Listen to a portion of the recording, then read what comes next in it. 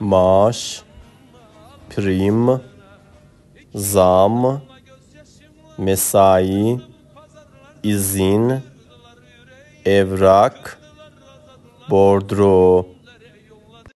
Ne, kim, hangi, neyle, neden, niye, nerede, nasıl. این آخریش هم معنیش تو برام بنویس. kira, kiracı, aidat, kontrat, depozito. ipotek, satıcı, alıcı, tadilat, kredi. این آخریش هم معنیش تو اگه میدونی بنویس.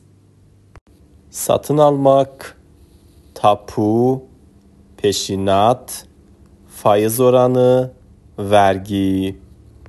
fatura, daire, kat, emlakçı, ilan.